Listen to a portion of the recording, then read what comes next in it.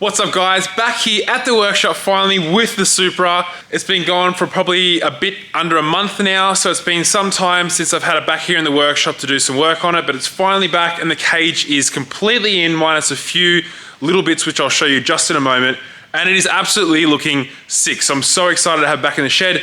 Now there are a few things I have to really speed up on the car at the moment. We have to get a whole lot of stuff done, and like I said in the last video, not gonna make it to Old Time Attack. It's only 6 weeks away from now. The car will not be finished, but we're gonna try and get it finished as fast as possible and start releasing all the new sponsors and all the new parts that are going in the Supra over the coming months. So this is a NASCAR style door bar that we chose in the design when we ordered the kit. As you can see, it sits, you know, quite a fair way out, but not too far out. So probably cut out the whole door and window assembly to make that fit perfectly in the door. The reason why I went with a NASCAR style door bar is purely because I'm 6'5" and I really needed enough room in the cabin to be able to drive comfortably, move my elbows around and things like that.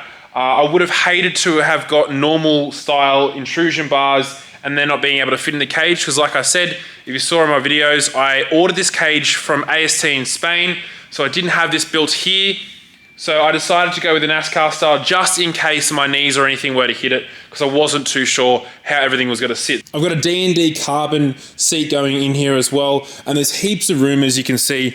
So it's exactly what I wanted to do with the setup. Now, just going over the rest of the cage, as you can see, so we've got something my S15 doesn't have, is it has the roll bar or the A-pillar bar that goes down into the corner here. So it's a full FIA regulated cage. Another addition which I would have mentioned in previous videos is something called the Z-Zone. So that sits obviously in the front of the cage and goes to the floor panel here. So if the wheel was to impact through here, it wouldn't go into my footwell or break my feet. So we haven't aligned anything with the steering rack just yet.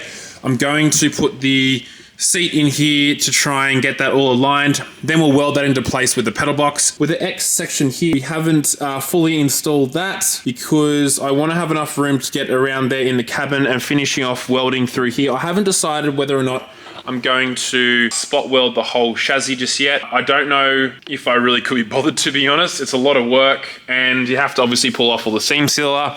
I'm probably going to do it around here in the A-pillar area just to strengthen the whole strut tower. But I have kept this loose so we can just pull that out so I can completely access the rear there, move through the cabin quite easily. Obviously now this still isn't welded in, I can move through here. If we have to modify the tunnel, which I don't think we'll have to, we will be able to obviously access that quite easily. So can remove all that out quite simply. Now looking at the back of the car, this has been built in a certain way. So the design here normally for the cage has a straight bar across here, but with the Drift HQ HGK firewall, that doesn't actually fit properly.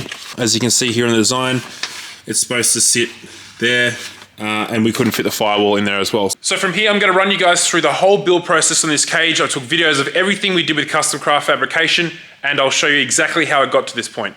Alright guys, so the cage arrived air freight from Spain in a big box on a plastic pallet. So we laid it out all on the floor. We wanted to see what was there so we could start trial fitting it into the car. After fitting the main hoop and legs, I realized heaps of brackets and tabs needed to be cut out and removed.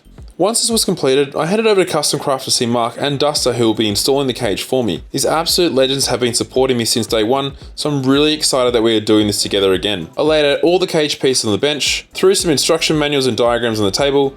He said the first thing was to clean the shelf of the base plates, removing all seam sealer, and paint where he needed to weld. Surprisingly, I only just found out there is an air tool to remove seam sealer from cars. It made it super simple and super fast to remove everything.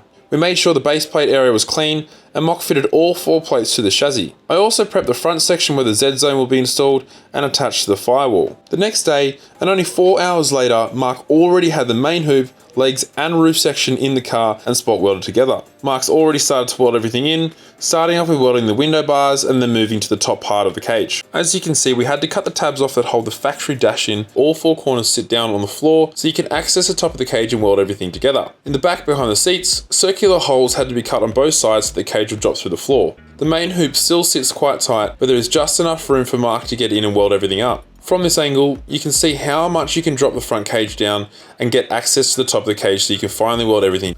Now that the major components have been welded together, we can start lifting the legs up and seeing where everything will sit. You can see we needed to use a strap here to pull the legs together so that Mark could have access to weld the floor plates in that slide under the legs. Now that all four corners are sitting up on their plates, we mock fitted the front horizontal bar to hold the front legs into position. We double checked the measurements on the installation manual, marked everything and began to install the NASCAR door bars as well as the Z-zone. Fast forward, the door bars are in and we welded everything into place. Watching this area of the cage being installed was probably the most favorite part for me because it's something that I haven't had in a car before, so I'm super excited that I get to build this pro car with the NASCAR door bar. Now we are finishing up and welding in the floor plates. This one actually took a bit as everything was quite solid by this time, so we had to use a bit of force to get them into place. I had to stand on the clamp, otherwise the cage would have popped off the plate because the clamp really wasn't strong enough to hold the legs apart. Now to the back of the car, we located and traced the area where the rear leg base plates would be situated. We MIG welded these sections in, and it was super easy to access this part, so it was a piece of cake to fit everything up quickly. Mark tack welded the legs into position, double checked their location and welded everything together. Last but not least, we threw the HDK firewall in just to make sure we didn't screw anything up. Alright guys, you're probably wondering what's next. So, now that the cage is done, well almost completely done, we are going to start with the fuel system and the radiator system. So we have Radium Engineering on board with the A90 Supra. We're installing one of their 10 gallon, which is around 38 litre fuel tanks with a brand new FCSTX surge system. It's a brand new design surge system that Radium have, which allows you to remove all the pumps quite simply in comparison to their older system. You can remove everything that sits in here just by pulling up this handle and undoing a few bolts, and you can access the fuel pumps, all the wiring very simply. So if you do need to replace anything or repair anything or fix something, you can do that very, very easily. Now it's come with a full cage as well, so I know you guys can't see it. I'm not going to pull it out just yet, but it is sitting on a fully welded in cage. So that cage is going to sit in the back of the Supra here. We might have to trim the edges, but it does sit pretty nicely in the back there. I'm still not sure if I'm putting it here or there. Don't know, because we're gonna have to V-mount the radiator here that's coming from Phoenix. Still need to work all that out. But I've cut everything out for now, just to get an idea of how everything's gonna sit. This will give us enough room for the winter's quick change to sit in here as well, so we can box section that up and make up some new sheet there to cover that up. V-mount the radiator through here or there, not too sure about that yet, but super excited to have Radium Engineering on board. That's the next step, and mounting up the radiator system as well. I think the Phoenix radiator will arrive later this week, so can't wait to see. That's a brand new design, and Benny Jenkins hooked that up for me.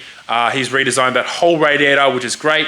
It's a brand new, basically, setup similar to what I have in my S15. So that's pretty much the next step, getting the radiator in, getting the fuel system in, doing all the lines to the front of the car, connecting it up to the dummy motor until the finished motor arrives from Red Sun Motorsport. And that's pretty much it for today, guys. I don't want to spoil any more surprises. I've got the gearbox rocking up soon, all the suspension, so I'll announce those partners in the coming videos.